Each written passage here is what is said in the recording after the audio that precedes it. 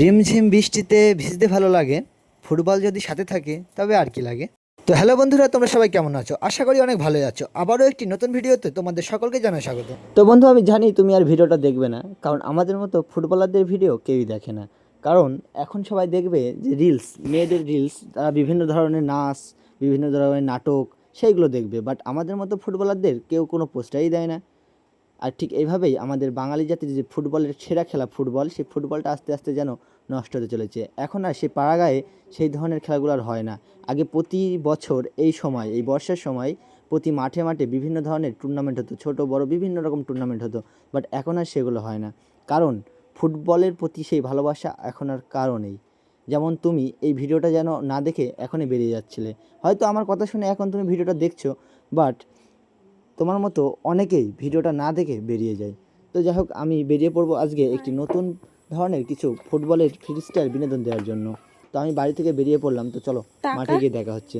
Sorry, মাঠ নয়, আমি কোনো মাঠে খেলি না, কারণ আমার বাড়ির কাছাকাছি ফুটবল খেলার মতো সমান কোনো মাঠ নেই, যে কারণে আমাকে এই সবুজ ক্ষেতের মাঝখান দিয়ে চলে যেতে হয় আমাদের পাড়ার পাশে একটি পাহনে, সেখানেই আমি ফুটবল খেলি। শুনতে খুব অবাক লাগছে, তাই না?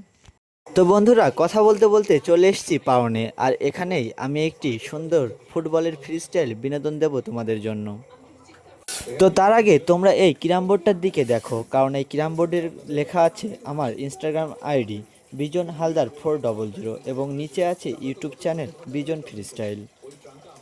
তো বন্ধুরা, এই ক্যারাম বোর্ডটা নিয়েই আজকের বিনোদন। তো প্রথমেই একটি চায়ের কাপ আমি ক্যারাম বোর্ডের উপরে রাখবো, কারণ এই কাপটা অনেকটা প্রয়োজন আমার এই ফ্রি স্টাইলটার জন্য।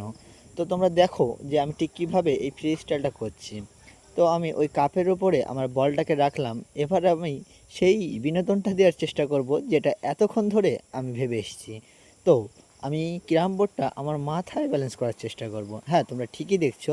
আর তোমরা যেটা দেখছো আর আমি যেটা বলছি সেটা একবার মিলিয়ে নাও, কারণ ওই ক্যারাম বোর্ডটা আমি আমার মাথার ওপরে রাখলাম আর ব্যালেন্স করার চেষ্টা করছি। তো এটা ব্যালেন্স করতে অনেকটা কষ্ট হচ্ছে, কারণ কি জানো, এই বোর্ডটা না হলেও প্রায় 5 কিলো ওজন হবে, তার বেশি ছাড়া কম নয়। তো যাই হোক, আমার ব্যালেন্স করতে কষ্ট হলেও আমি এটা সম্পূর্ণ করব, কারণ তোমাদেরকে কথা দিয়েছি যে আজকে একটি সুন্দর বিনোদন দেব।